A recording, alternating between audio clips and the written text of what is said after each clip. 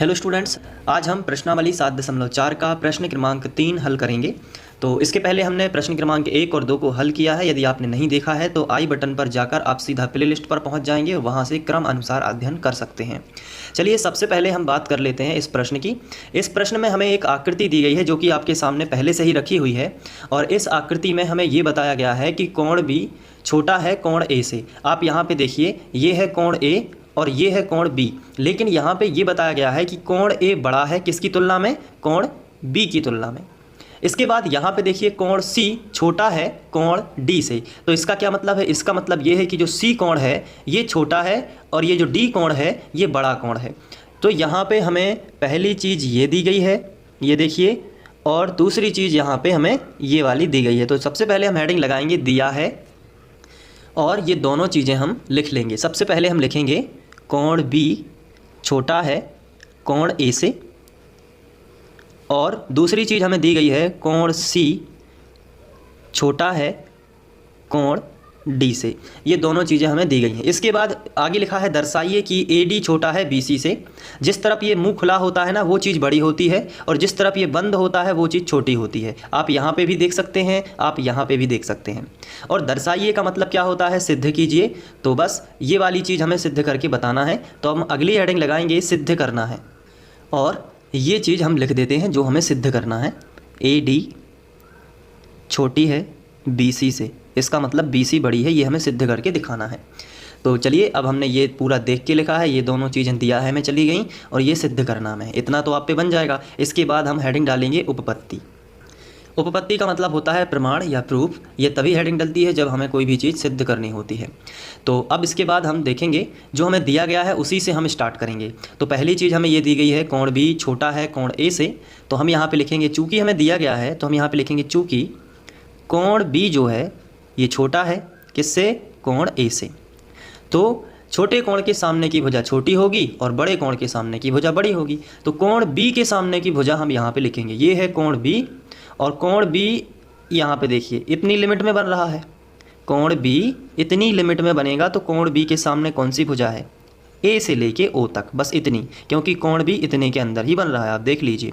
तो कोण बी के सामने कौन सी भुजा होगी? ए ओ। तो हम यहाँ पे कोण बी के सामने की भुजा लिखेंगे ए ओ।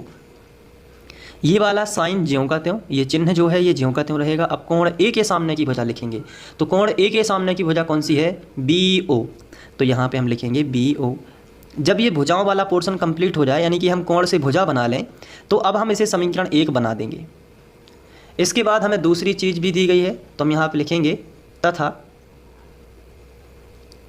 कौन सी चीज़ दी गई है? कोण सी छोटा है कोण डी से। तो ये भी हम लिख लेते हैं, कोण सी छोटा है कोण डी से, ये भी हमें दिया गया है। अब कोण सी के सामने की भुजा हम लिखेंगे। कोण सी के सामने की भुजा कौन सी है? देखिए ये बना कोण सी। तो कौन कौन सी दो रेखाओं से मिलकर बना? ये वाली और ये वाली, है ना, इन दोनों रेखाओं से मिलकर बना है। तो कोण सी के सामने कौन सी भुजा होगी? O D. तो कोण सी के सामने हम यहाँ पे लिखेंगे ओ डी, ये वाला चिन्ह ज्यों का त्यों। और कोण डी के सामने की भुजा अब आपको बताना है। कोण डी ये बना है, इसके सामने कौन सी भुजा होगी? ओ सी। तो हम यहाँ पे लिखेंगे ओ सी। जैसे ही हम कोण से भुजा बना लेते हैं तो इसे हम समीकरण 2 नाम दे देते हैं। अब अगर हम ध्यान से देखें तो जो हमें सिद्ध करना है वो है ए डी।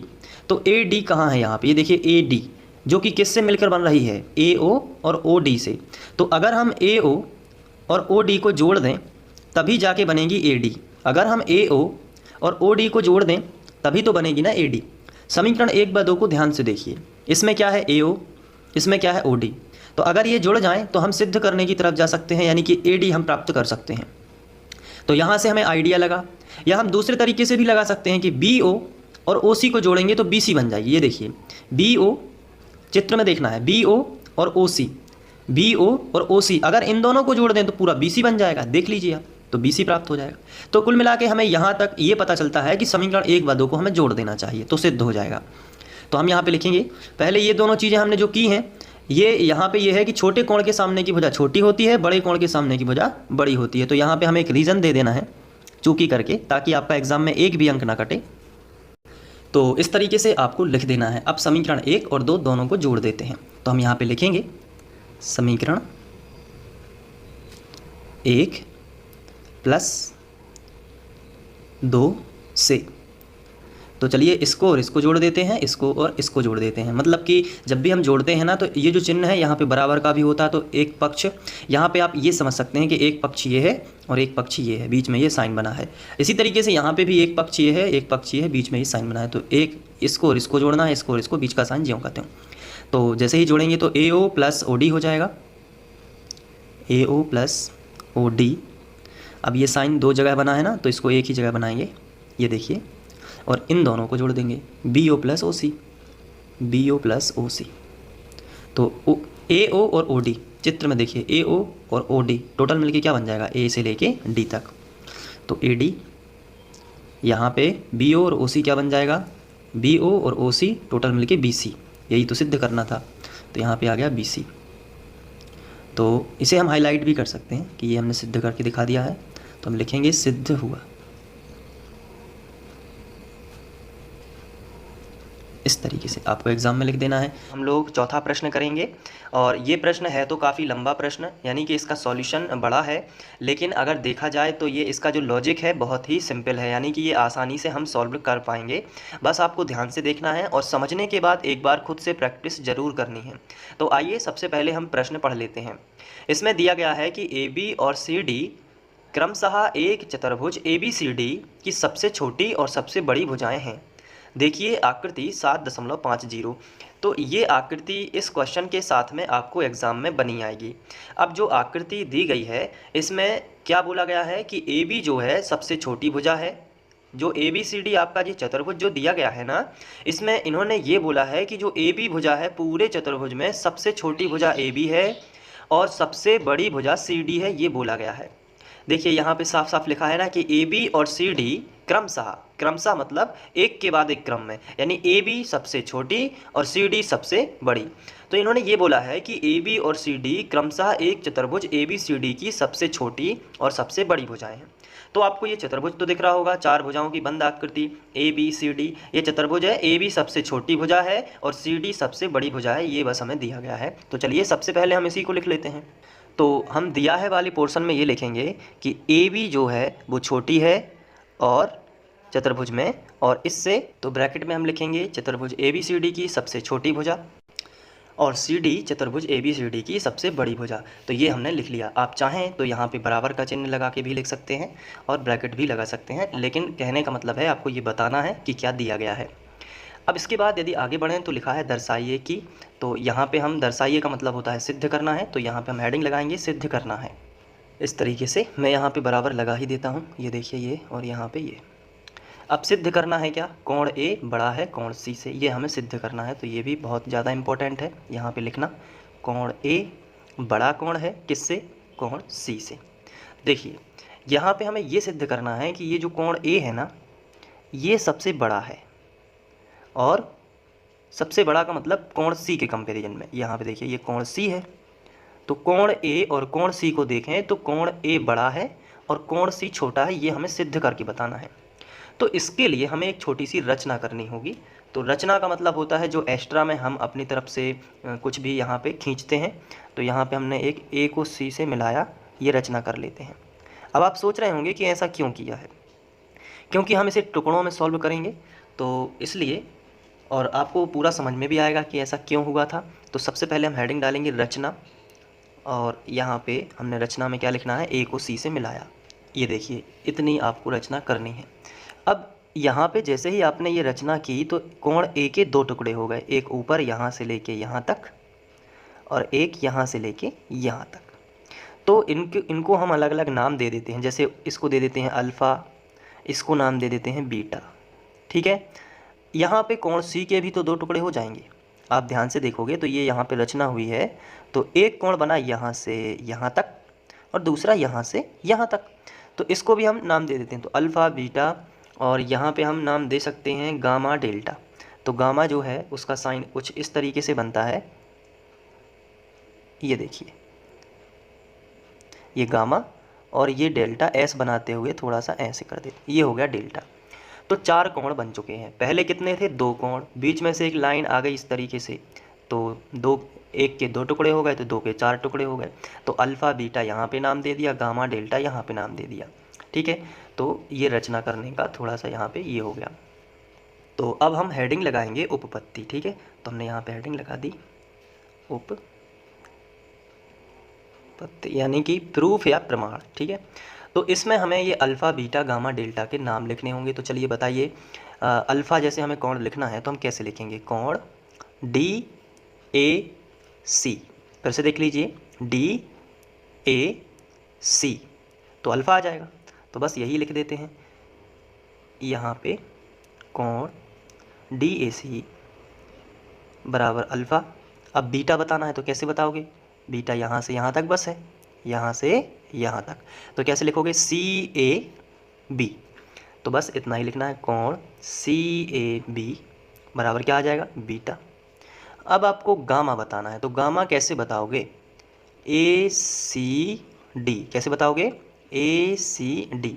तो आप यहाँ पे लिखोगे कोण ए सी डी। देखिए यहाँ पे एक चीज़ और थी जो कि हमने अभी इग्नोर की है, इसको मैं यहाँ पे लिख देता हूँ। दर्शाइए कि ये चीज़ बस हमने लिखी है दर्शाने में, ये चीज़ कहाँ लिखी, ये भी हमें दर्शाना है। तो बस एक चीज़ और बढ़ा लेते हैं, फिर इसको भी समझेंगे कॉमा लगा के। कोण बी बड़ा है कोण डी से, ये भी हमें सिद्ध करना है कि जो बी जो है ये बड़ा कोण है इसकी तुलना में। तो कोई बात नहीं, इसको हम आगे ही सॉल्व करने वाले थे, तो वैसे भी अभी कोई ज़रूरत नहीं थी, लिखना बस था। चलिए वापस आ जाइए, ये जो गामा है इसको कैसे बताया, ए सी और डी, तो ये आ गया गामा। तो यहाँ पे हमने लिखा, ये हो गया गामा। इसके बाद ये डेल्टा कैसे बताओगे, क्या आप बता सकते हैं, मैंने कोण को पढ़ना अच्छे से समझाया है आपको अध्याय 6 में। ए सी बी, ए सी बी, ऐसे भी तो लिख सकते हो, बी सी ए, तो कोई दिक्कत नहीं है, बस सी बीच में आना चाहिए। और जहाँ पे ये डेल्टा बना है उन दोनों किरणों को टच होना चाहिए। अपने जो नाम होते हैं ना वो, जैसे यहाँ पे ये टच हो रहा है तो इसको बी बोलना है, यहाँ पे यहाँ से क्रॉस हो रहा है तो इसको ए बोलना है, तो बी सी ए। तो कोण बी सी ए क्या हो जाएगा, ये आपका डेल्टा हो जाएगा। ये चारों कोण आपने बता दिए। अब अगर हम ध्यान से देखें तो क्वेश्चन में ये बोला गया है कि चतुर्भुज की सबसे बड़ी भुजा कौन सी है, डी सी। अगर आप ध्यान से देखें तो चतुर्भुज की सबसे जो बड़ी भुजा है वो कौन सी है, डी सी। तो उसके कंपैरिजन में ये ए डी तो छोटी ही होगी, क्योंकि सबसे बड़ी जब कह देते हैं ना, तो सबसे बड़ी का मतलब होता है कि चार भुजाएं होती हैं, एक ए बी एक हो गई, बी सी दूसरी हो गई, सी डी तीसरी हो गई और ए डी चौथी। तो जब क्वेश्चन ये कहता है कि सबसे बड़ी भुजा, तो सबसे बड़ी का मतलब होता है चारों तीनों के कंपैरिजन में ये सबसे बड़ी होगी, चौथी भुजा। तो डी सी सबसे बड़ी है। तो हम यहाँ पे लिख सकते हैं, अगर हम ये त्रिभुज देखें ए सी डी, अगर हम ये त्रिभुज देखें ए सी डी, इतना बस ए सी डी, तो हम यहाँ पे हेडिंग डाल देते हैं त्रिभुज ए सी डी में।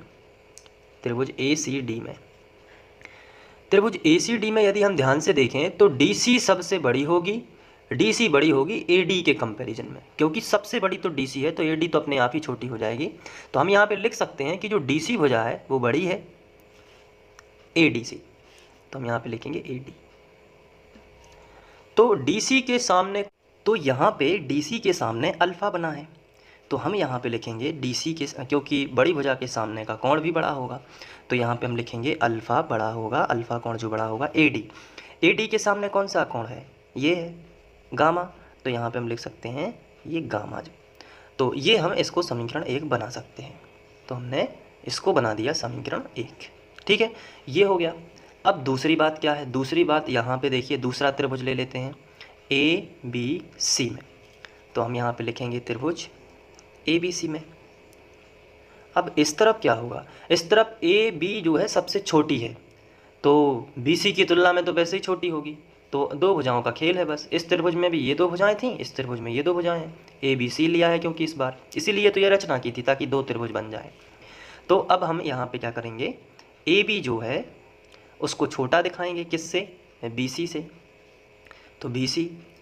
तो अब यहाँ पे यदि ध्यान दें तो ए बी के सामने का कौन सा कोण है, ए बी के सामने तो डेल्टा बना है, तो डेल्टा यहाँ पे लिखेंगे, और बी सी के सामने क्या बना है, बीटा, तो यहाँ पे बीटा आ जाएगा। या फिर हम इसको ऐसे भी लिख सकते हैं कि बीटा तो बड़ा है ही, तो बीटा को ऐसे बड़ा करके डेल्टा को छोटा करेंगे, ऐसे भी लिख सकते हैं ना, क्योंकि ये साइन बदल गया, देखिए अब बीटा की तरफ मुंह खुला है, यहाँ भी बीटा की तरफ ही खुला था, तो ऐसा हम लिख सकते हैं या करके, कोई दिक्कत नहीं है। अब आप सोच रहे होंगे ऐसा क्यों लिखा, ताकि ये समीकरण एक जैसा मैच हो जाए साइन। तो अब इसको समीकरण 2 बना दिया। अब समीकरण 1 व 2 से हम दोनों को जोड़ लेते हैं। क्यों जोड़ना क्यों है? क्योंकि हमें ये प्रूव करना है कि कोण ए बड़ा है, तो कोण ए अल्फ़ा प्लस बीटा दोनों से मिलके बना है। तो जब तक अल्फ़ा और बीटा का प्लस नहीं होगा तब तक कोण ए बन ही नहीं सकता।